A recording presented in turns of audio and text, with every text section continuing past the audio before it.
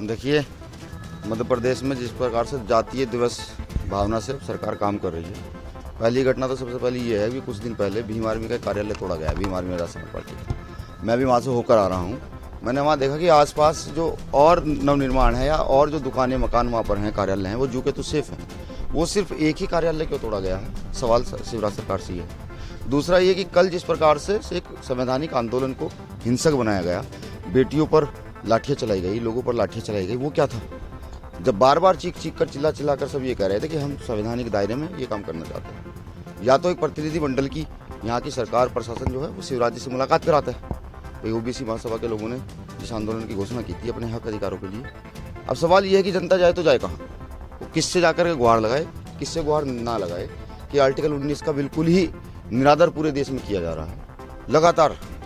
अगर इनको देश बेचने से रोकते हैं तो परेशानी है, इनको गलत काम करने से रोकते हैं तो परेशानी है, ये कॉन्स्टिट्यूशन विरोधी जो गतिविधियां कर रहे हैं वो परेशानी है। इनको पढ़ना चाहिए, 340 आर्टिकल पढ़ना चाहिए, इनको मंडल कमीशन पढ़ना चाहिए। भाई ओबीसी को भी तो हक अधिकार है दबे कुचले समाज को ऊपर उठने का। अगर ये ऐसा नहीं करना चाहते, यानी कि ये देश विरोधी गतिविधियों में लिप्त रहना चाहते हैं, तो हम इसका पुरजोर विरोध करते हैं, पूरी ताकत से विरोध करते हैं। करने को लेकर कभी किसी मामले को लेकर दलित आदिवासियों को लगातार टारगेट किया जा रहा है, बिल्कुल किया जा रहा है। देखिए, प्रदेश में किसी भी सरकार आती है, सरकार का काम ये होता है कि वो न्याय स्थापित करे।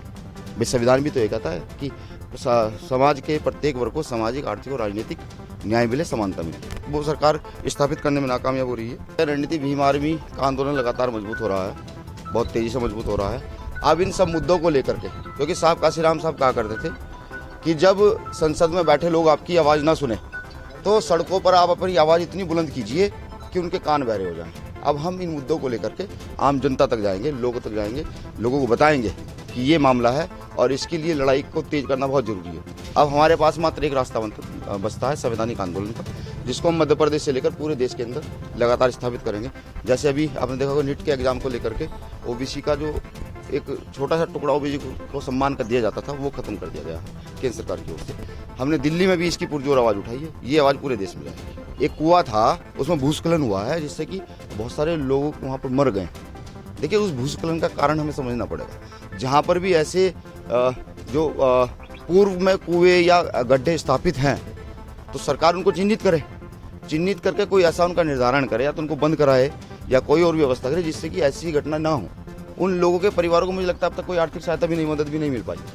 कुछ के परिवार तो ऐसे हैं कि जिनको जो लोग परिवार ही चलाते थे वही चले गए हैं, तो परिवार कैसे चलेंगे? ये बड़ा सवाल है। सरकार जो है इतना ढिलमुल रवैया जो है वो जनता के प्रति रख रही है, तो मुझे लगता है कि ऐसी सरकार को उखाड़ फेंकना इस देश से कारगर रहेगा, इस प्रदेश से कारगर।